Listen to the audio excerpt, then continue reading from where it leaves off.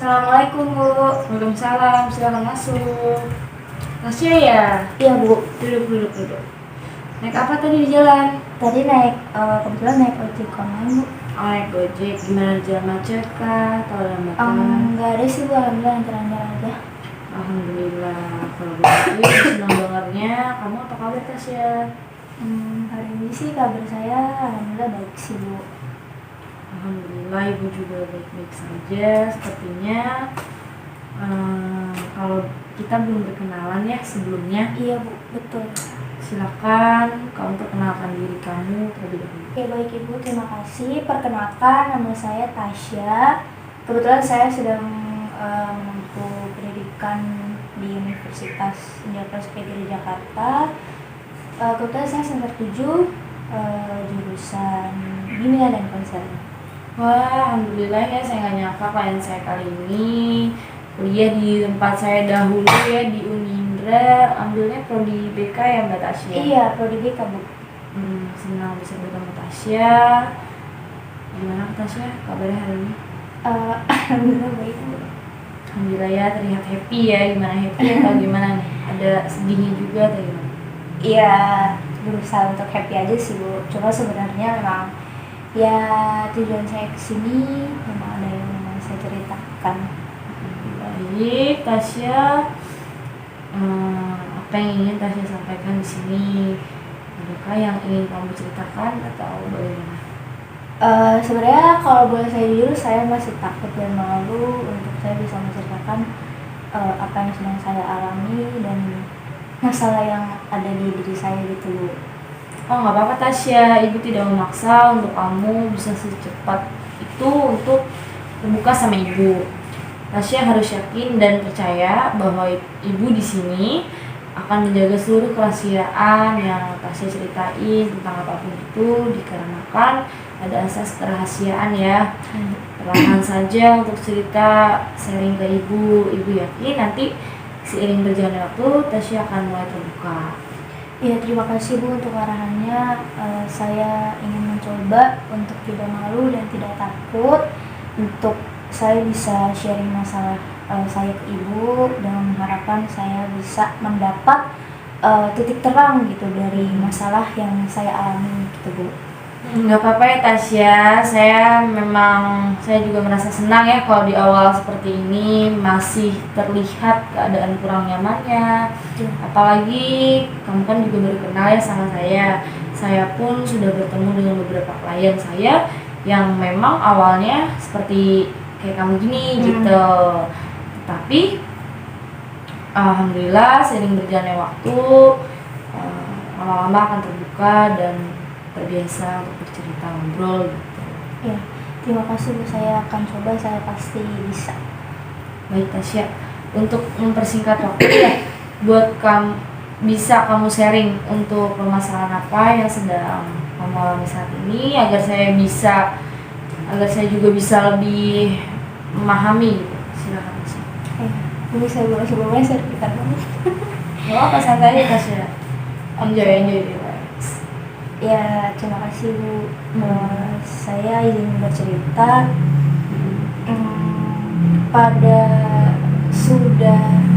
kira-kira sudah setahun lalu, saya tuh suka yang namanya tuh self harm ya. Ibu tahu self harm itu apa? Tahu dong. Ya, berbagai macam bentuknya terkadang saya lakukan seperti cutting atau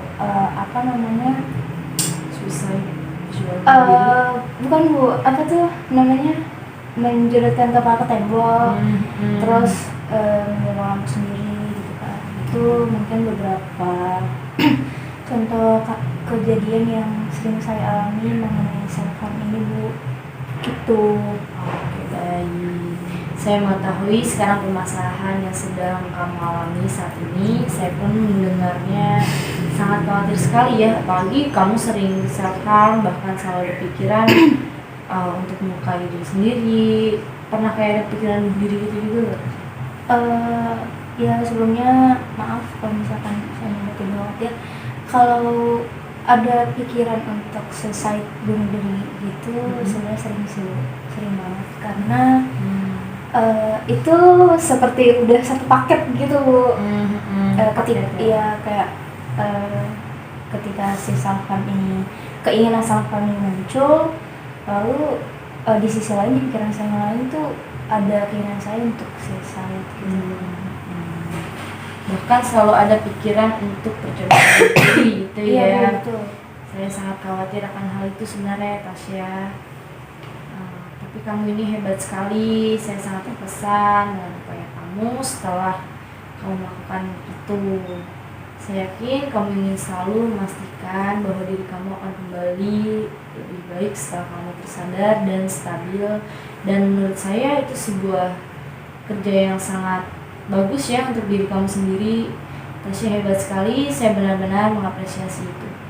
Iya Bu, betul, terima kasih. Karena jujur setelah saya melakukan self harm itu terus ada pemikiran saya untuk percobaan bunuh diri, ya saya selalu meminta maaf pada diri saya karena saya tahu perbuatan itu sangat gak baik gitu ya. Tapi namanya saya lagi di dalam pengaruh posisi emosi negatif ya, jadi ya emosi negatif itu yang menguasai saya gitu. Nggak apa-apa Tasya, itu udah baik kok menurut ibu. Kamu sudah melakukan apa yang terbaik untuk diri kamu sendiri nih.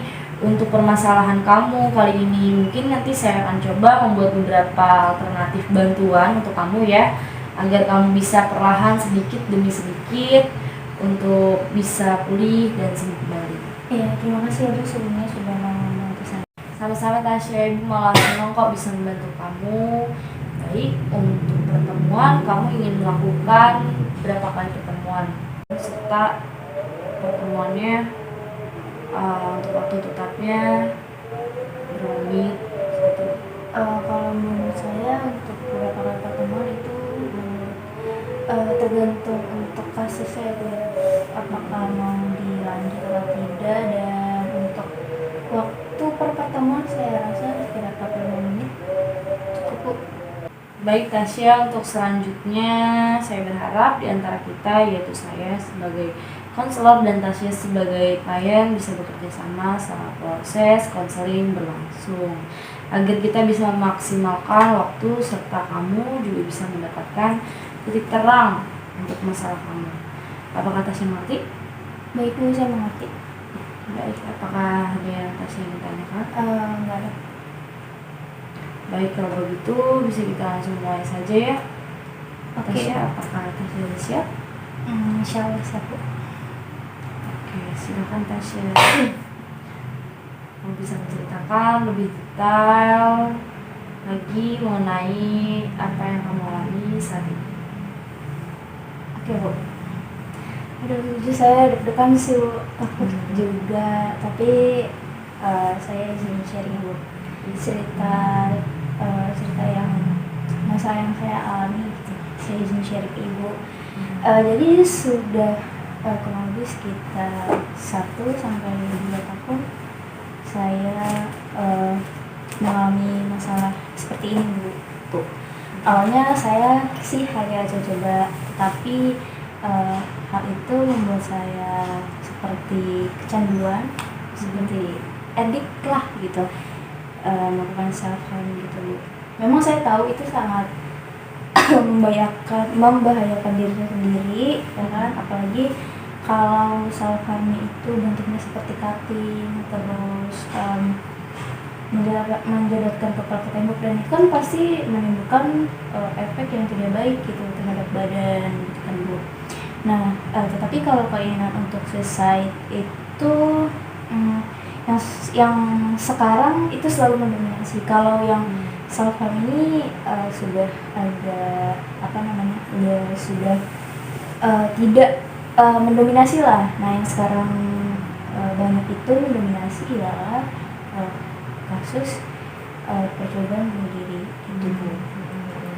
Jadi terkadang saya pun takut sih kalau misal keinginan suicide itu lagi muncul, dan ya banyak emosi negatif yang menguasai saya, dan bahkan ya ada keinginan untuk hal tersebut gitu.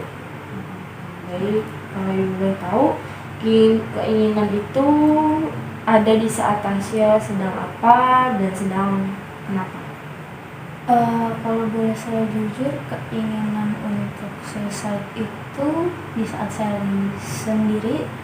Lalu di situ kalau misalkan saya merasa saya sedang sedih gitu, sedih, terus sendiri apalagi gitu kan, karena kan saya di kamar atas itu sendiri ya, sendiri, nggak ada yang nemenin juga. Jadi di saat saya sendiri, di saat ada masalah yang mungkin memang saya nggak bisa mengatasi sendiri, terus saya overthinking, nangis, sedih gitu berlebihan. Jadi itu pemicunya sih yang membuat saya ada keinginan untuk suicide seperti itu. Oke, baik, kita bisa sama-sama menilai ya bahwa keadaan yang sedang kamu alami saat ini memang sangat cukup membahayakan diri kamu sendiri dan memiliki dampak yang sangat buruk. Iya. Ibu senang sekali mendengarnya, kamu sangat antusias untuk bisa terlepas dari situasi dan keadaan kamu yang seperti ini. Iya Bu, bahkan saya tuh sering mengikuti webinar gitu, dari komunitas psikologi. Jadi di Instagram itu, di Telegram saya follow akun yang memang 2 akun ini sudah saya ikuti dan saya percaya dari tahun-tahun sebelumnya, karena di situ banyak sekali webinar mengenai lingkup psikologi, terus juga psikolognya juga enak.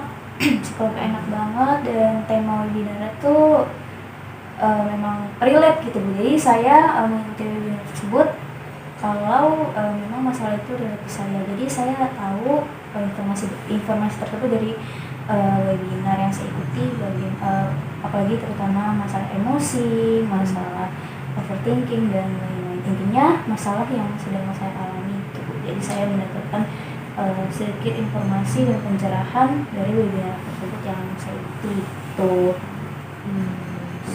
Dan saya tuh selalu cari cara yang bisa saya lakukan untuk meminimalisir hal tersebut, untuk melakukan percobaan bunuh diri dan juga self harm tuh. Jadi memang sangat terbantu, walaupun sedikit banyaknya saya terbantu dari webinar, dari info yang saya cari gitu, cara yang saya cari sendiri gitu, untuk bisa saya bisa terhindar dari hal-hal seperti itu gitu. Oke, alhamdulillah ya, Ibu juga senang mendengarnya. Kamu sangat antusias untuk bisa terlepas dari situasi dan keadaan kamu yang seperti itu. Hebat sekali Tasya, Ibu juga sangat menghargai dan mengapresiasi usaha kamu dengan kamu mengikuti webinar yang diselenggarakan beberapa platform yang kamu ikuti. Saya rasa itu merupakan salah satu bantuan alternatif untuk diri kamu sendiri. Untuk alternatif lainnya mungkin saya akan sampaikan ke kamu, sharing ke kamu beberapa hal ya, dan saya juga hanya sampaikan beberapa hal. Untuk selebihnya kamu harus bisa menentukan sendiri bagaimana kamu bisa meminimalisir hal tersebut, seperti itu. Untuk selebihnya kamu bisa menentukan sendiri dari masalah yang udah kamu hadapi. Hal yang pertama bisa kamu lakukan ialah kamu bisa keluar dari ruangan atau tempat yang membuat kamu ingin melakukan self harm, dengan tujuan kamu bisa menangis puas kamu sampai kamu merasa sedikit lega gitu, gak ada ganjil-ganjil di hati. Gak masalah, itu bahkan bagus untuk bisa sedikit menenangkan diri kamu sendiri. Yang kedua, yang tadi itu yang kedua. Jadi kamu, yang pertama, maaf saya ulangi, yang pertama ini kamu bisa keluar dari ruangan tersebut. Terus yang kedua kamu bisa nangis kencang kamu biar kamu gak ganjil. Dan yang ketiga ini kamu bisa untuk melakukan kegiatan yang kamu sukai agar pikiran kamu teralihkan ke hal positif. Cara itu biasa saya lakukan sih, memang keinginan saya untuk jika keinginan saya untuk self harm itu kembali. Tetapi saya juga mempunyai cara tersendiri ya yang bisa saya lakukan untuk bisa meminimalisir mencegah self harm. Cara yang pertama memang biasanya saya pergi dari tempat yang membuat saya berkeinginan untuk melakukan itu. Memang itu pertama saya pergi karena saya rasa di ruangan dan tempat itu saya ngerasa emosi negatifnya berkumpul jadi satu gitu, dan saya juga jadi ke bawah. Jadi memang hal yang saya lakukan itu saya pergi dari tempat itu. Lalu karena saya suka kopi ya, jadi terkadang saya juga suka membuat kopi, terserah saya mau berapa gelas, nanti saya bisa meminimalisir hal tersebut, dan saya tidak tidak ada muncul keinginan untuk melakukan self harm atau bunuh diri tersebut ya. Walaupun saya tahu kalau misalnya kopi itu tidak baik ya kalau terlalu berlebihan, tetapi itu ya mungkin second choice saya untuk saya tidak melakukan hal yang aneh-aneh ketika emosi negatif saya datang gitu. Nah, lalu setelah itu karena saya mempunyai orang yang saya percaya gitu ya, itu bunda saya, pasti saya selalu bahasanya bilanglah, ngadu ke beliau kalau misalkan ketika saya lagi ini perasaan negatif saya lagi datang, ya saya hubungi bunda saya. Kalau misalkan saya lagi ada sama beliau, ya saya cerita ke beliau ya langsung. Kalau misalkan lagi jauh gitu ya, kan bunda saya di Depok ya, kalau misalkan saya di Jakarta kita lagi jauh ya chat, telepon gitu, karena tidak bisa 24/7 saya kesana dan jauh juga kan ya ke Jakarta ya, maksudnya nggak jauh sih tetapi lumayan gitu. Ya Tasya, saya akan dukung ya apapun yang kamu lakukan untuk bisa terhindar dari self harm. Selagi itu baik ya tidak apa-apa, lakukan saja apa yang ingin kamu lakukan selagi masih di jalur aman dan tetap pada batasan. Saya support itu. Ya, terima kasih. Dan untuk perihal suicide, apa yang sudah kamu bisa lakukan untuk meminimalisir hal tersebut? Oke, untuk hal itu sebenarnya saya kurang lebih sama melakukannya seperti hal yang self harm gitu ya dia. Tapi mungkin kalau hal ini dibuat lebih ekstra lagi karena pencegahannya, karena menurut saya ini sudah mungkin tingkatnya sudah lebih tinggi dari self harm gitu kan. Tetapi satu hal yang saya lakukan ketika keinginan itu muncul lagi dan lagi, saya menghubungi bunda saya karena ya saya ngerasa saya cuma punya bunda saya gitu ketika saya lagi posisi seperti itu. Saya lagi ngedown, saya ya intinya saya di keadaan tidak baik aja, dan alhamdulillahnya bunda saya juga open lah gitu, karena memang dari dulu kan saya sama beliau dari kecil, jadi saya benar-benar sudah dianggap anak oleh beliau gitu. Jadi ya bunda saya juga nggak mau saya kenapa gitu ya kan. Jadi bunda saya juga bilang kalau misalkan kakak itu saya kan namanya kakak ya, kalau misalkan kakak lagi sedih atau gitu cerita, datang ke bunda aja gitu, karena Gak apa-apa, keluarin aja.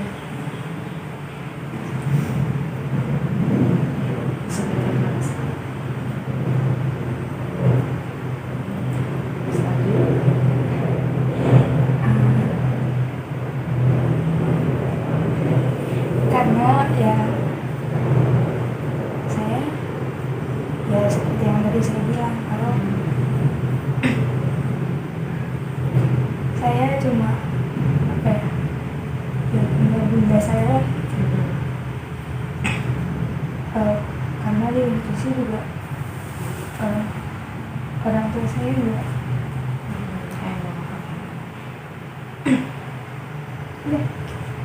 Oke, saya terharu sekali ya mendengar keinginan Tasya untuk berubah dan untuk jadi lebih baik lagi, dan mencegah apapun hal negatif yang mungkin bisa terjadi sama kamu ya. Saya berharap kamu bisa segera pulih kembali, walau pasti memakan banyak waktu, tetapi setidaknya kamu bisa berproses menjadi kamu yang lebih baik.